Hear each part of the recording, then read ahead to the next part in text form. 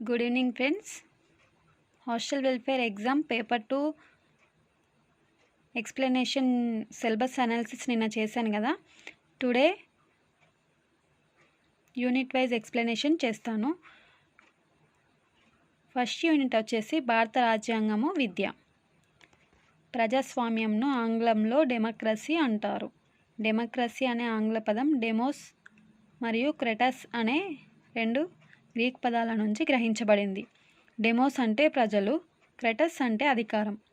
Abraham Lincoln ప్రజాస్వామ్యం గురించి ఇలా చెప్పాడు: ప్రజల వలన ప్రజల కొరకు ఏర్పడిన ప్రభుత్వమే ప్రజాస్వామ్యం.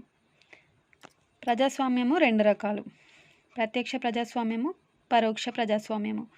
ప్రత్యక్ష ప్రజాస్వామ్యం అనగా ప్రజలందరూ పరిపాలనలో ప్రత్యక్షంగా పాల్గొనడం. పరోక్ష ప్రజాస్వామ్యం అనగా ప్రజలు తాము ఎన్నుకున్న ప్రజాప్రతినిధుల ద్వారా పరిపాలించుకోవడం. ఎగ్జాంపుల్ భారతదేశం. ఇది రెండు రకాలు: పరోక్ష ప్రజాస్వామ్యము, పార్లమెంటరీ ప్రజాస్వామ్యము, అధ్యక్ష తరహా ప్రజాస్వామ్యము. పార్లమెంటరీ ప్రజాస్వామ్యము అనగా భారతదేశంలో ప్రధానమంత్రి నిజమైన కార్యనిర్వహణ అధికారాన్ని కలిగి ఉంటారు. Example India.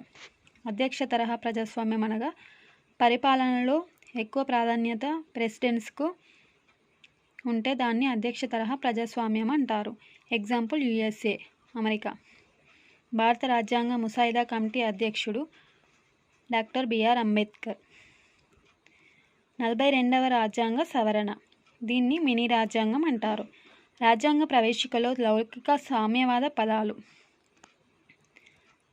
స్వర్ణ సింగ్ కమిటీ సూచనల మేరకు 42వ రాజ్యాంగ సవరణ ద్వారా 1976లో విద్య ఉమ్మడి జాబితాలో చేర్చబడినది. ఇది చాలా ఇంపార్టెంట్ అండి.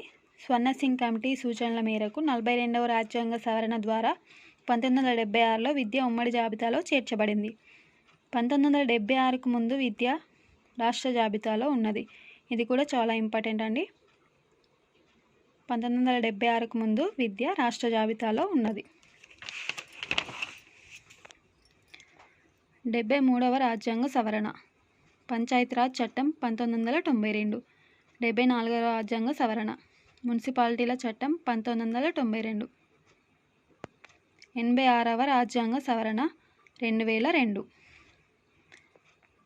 ఆర్టికల్ 21A ప్రకారం 6 నుంచి 14 సంవత్సరాల బాలబాలికలకు ఉచితంగా నిర్బంధంగా ప్రాథమిక విద్య అందించాలి.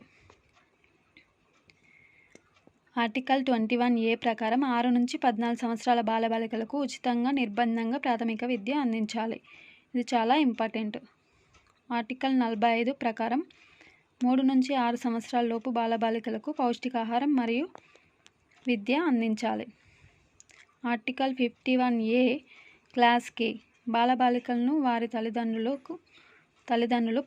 పాఠశాలలకు పంపడం ఒక విధి.